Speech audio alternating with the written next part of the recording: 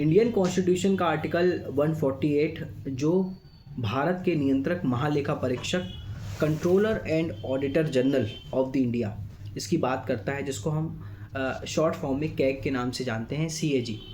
आखिर कौन है ये, क्या है इसका पद, क्या है इसके पद की गरिमा, इसके संबंध में आज हम संक्षिप्त में चर्चा करेंगे। तो controller and auditor general of the India CAG, जिसकी नियुक्ति भारतीय संविधान के अनुच्छेद 148 के अंतर्गत की जाती है। इसकी नियुक्ति बेसिकली राष्ट्रपति के द्वारा की जाती है और इनकी नियुक्ति किन आधारों पर की जाती है या किस व्यक्ति को इस पद पर नियुक्त किया जाता है, इसके संबंध में हमारे भारतीय संविधान में कोई भी प्रावधान नहीं दिया गया है। कार्यपालिका अपने पसंद के किसी भी व्यक्ति को जो है वो कैग नियुक्त कर सकती है। इसकी नियुक्ति राष्ट्रपति के द्वारा की जाती है। ये एक भारत का एक बहुत ही महत्वपूर्ण जो है वो पद है। इनको उन्हीं आधारों पर हटाया जाता है जिन आधारों पर सुप्रीम कोर्ट के न्यायाधीश को हटाया जाता है। आप आर्टिकल 124 का सब क्लॉज 4 पढ़ेंगे तो उस पर लिखा हुआ है कि सुप्रीम कोर्ट के न्यायाधीश को साबित कदाचार और असमर्थता के आधार पर हटाया जाता है। बिल्कुल इनको हटाने का भी वही आधार है। इनकी जो रिटायरमेंट की एज होती है वो होती है 65 ईयर या फिर 6 ईयर। जिस दिन भी इनकी नियुक्ति होती है तो 65 साल के हो जाएं ये, या फिर इनके कार्यकाल को 6 साल पूरा हो जाए तो उतने समय पर इनको हटा दिया जाता है। लेकिन यहीं पर आप अमेरिका और ब्रिटेन में कैग के पद की बात करें तो वहाँ पर उनकी जो टाइम पीरियड है, उनका जो टेन्योर है वो 10 से 15 साल जो है वो रखा गया है।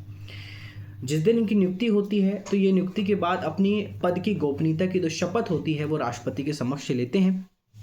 और जिस व्यक्ति को एक बार इस पद पर नियुक्त कर दिया जाता है तो नियुक्ति के बाद वह पुनः निर्वाचन का पात्र नहीं होगा। एक बार यदि कोई व्यक्ति इस पद को नियुक्त कर दिया तो नियुक्त होने के बाद वो भारत सरकार या राज्य सरकार के अधीन किसी भी पद को दोबारा धारण नहीं करेगा।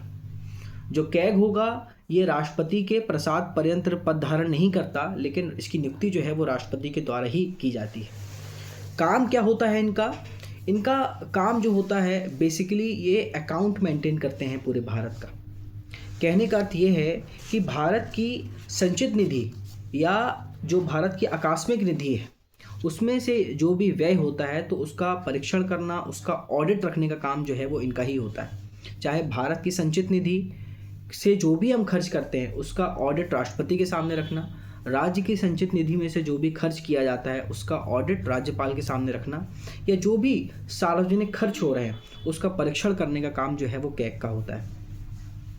केंद्र सरकार और राज्य सरकार के द्वारा सभी ट्रेडिंग, लाभ हानि, बैलेंस शीट और जो भी अतिरिक्त खर्च होते हैं उन सभी का लेखा जोखा जो है वो कैग के द्वारा रखा जाता है।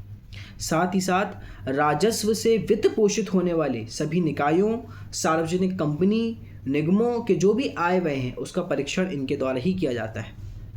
कैग की नियुक्ति किन आधारों पर की जाती है, इसके लिए कोई निश्चित मापदंड, कोई प्रक्रिया हमारे संविधान में नहीं दी गई है।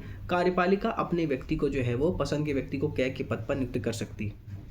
किसी भी सरकारी कार्यालय में उसका निरीक्षण करने, खाते को मांगने का अधिकार होता है। व्यवहारिक रूप से ऐसा नहीं होता, लेकिन किसी भी जितने भी भारत में विभाग हैं, सरकारी कार्यालय हैं, किसी भी खाते को मांग सकते हैं, उसकी ऑडिट को देखने का अधिकार उनके पास होता है। तो हमारे भारत की जो संचित निधि है और आकस्मिक निधि है, हम उस पर जो भी खर्च करते हैं या भारत सरकार या राज्य सरकार किसी भी क्षेत्र पर जहाँ पर भी फाइनेंस का सिस्टम आ जाता है, जहाँ पर भी सरकार कोई भी खर्च करती है तो उसका लेखा जोखा रखना, उसका ऑडिट रखने का काम जो है वो इनका ही होता है। ये ऑडिट रिपोर्ट तैयार करते हैं। राज्य में कैग जैसा कोई भी पद नहीं होता, केवल एक ही पद होता है जो केंद्र सरकार के अंतर्गत होता है और केंद्र सरकार से संबंधित जितना भी फाइनेंशियल स्टेटमेंट है ये प्रेसिडेंट के सामने रखते हैं और स्टेट गवर्नमेंट का मतलब राज्य सरकार के अंतर्गत जो भी खर्च होता है वो सब राज्य सरकार के जो गवर्नर होते हैं उनके पास उसका रिपोर्ट जो है वो रखा जाता है।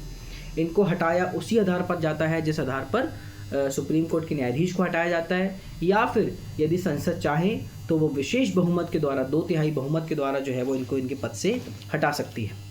देखिए, भारत का जो कैग होता है वो केवल महालेखा परीक्षक की भूमिका निभाता है, लेकिन यहीं पर यदि आप ब्रिटेन की बात करें तो ब्रिटेन में जो महालेखा परीक्षक होता है वो महालेखा परीक्षक के साथ साथ नियंत्रक महालेखा परीक्षक की भूमिका को भी निभाता है।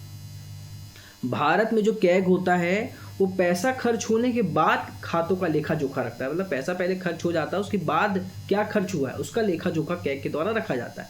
लेकिन आप यहीं पर ब्रिटेन की बात करेंगे तो ब्रिटेन में जब तक कैग से परमिशन नहीं ले ली जाती है, कैग की जब तक मंजूरी नहीं ले ली जाती, तब तक आप सरकारी खजाने से कोई भी पैसा जो है वो खर्च नहीं कर सकते। एक और मुख्य अंतर है कि भारत में जो कैग होता है, नियंत्रक महालेखा परीक्षक, वो संसद सदस्य नहीं होता।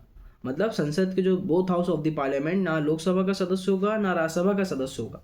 लेकिन ब्रिटेन में जो कैग होता है वो हाउस ऑफ कॉमर्स का सदस्य होता है। अमेरिका में भी कैग की नियुक्ति की जाती है, जिनका टाइम पीरियड ब्रिटेन और अमेरिका में लगभग 10 साल और 15 साल है। ये एक बहुत ही संवैधानिक पद है। विशेष रूप से इसका जो काम होता है वो भारत सरकार का और राज्य सरकार का लेखा जोखा रखना, वित्त के संबंध में जो भी खर्च है या कोई भी विभाग, भारत के जितने भी सरकारी विभाग हैं उसके फाइनेंशियल स्टेटमेंट, फाइनेंशियल डिपार्टमेंट से संबंधित जो भी काम होते हैं उसका लेखा जोखा रखने का काम जो है वो कैग का होता है। अभी तक वर्तमान में 15वें नंबर के जो है वो भारत के नियंत्रक महालेखा परीक्षक के रूप में संजय मूर्ति जी की जो है वो नियुक्ति की गई है और इनका काम विशेष रूप से राष्ट्रपति के द्वारा इनकी नियुक्ति की जाती है। भारतीय संविधान के अनुच्छेद 148 के अंतर्गत इनको नियुक्त किया जाता है। यदि आप कानून किसी तरीके की जानकारी जानना चाहते हैं तो मेरे YouTube चैनल को सब्सक्राइब कीजिए, बेल आइकन को क्लिक कीजिए। धन्यवाद।